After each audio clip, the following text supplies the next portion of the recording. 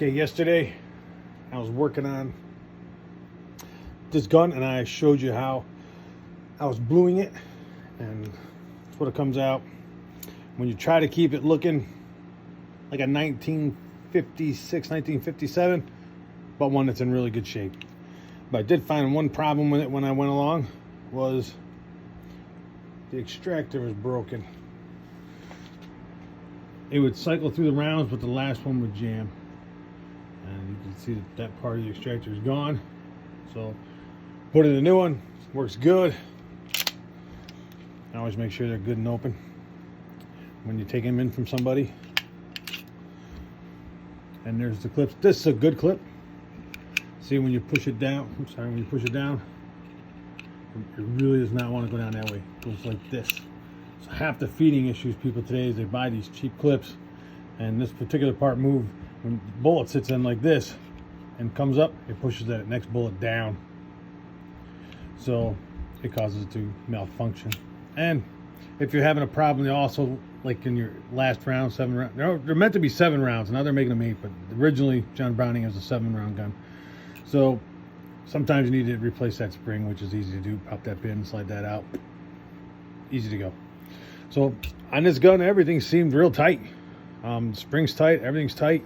The other thing you should know about when you shoot these particular guns is the bullet that John Browning came for. It was a 230 grain round nose.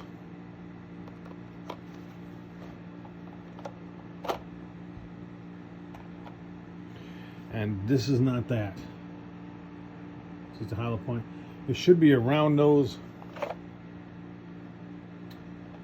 And the reason he made them a round nose is because where the barrel meets the frame, there's like a 30 seconds of a lip.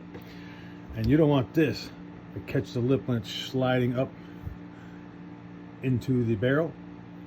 So these are not recommended. I know lots of people use them. Lots of people get away with it, no problem. But it's really meant just to be a round nose bullet, 230 grain. And John Browning had them, and forever they work for militaries all around the world, and it's the #1 selling platform of all time. So it does the job, and part of it is use the right stuff. But that's that. That's how it come out. Didn't come out bad. And I'm gonna go test fire it, make sure everything is good. That spring is good. That's the other thing, I guess, is when you have one of these and everybody today is now doing this, pull this back and let it fall. I just don't see it.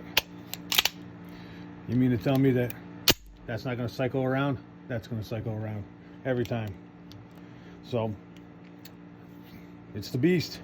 1911, on down the road it goes. So any questions, put them in the comments and I'll get to them as soon as I can. And hope you have a great day. And if you don't mind, hit the subscribe button. I've got pretty cool guns coming on their way. Ones you've probably never seen. Not saying they're worth a ton, you've probably never seen them. And they're cool to own. So I will get back to you then.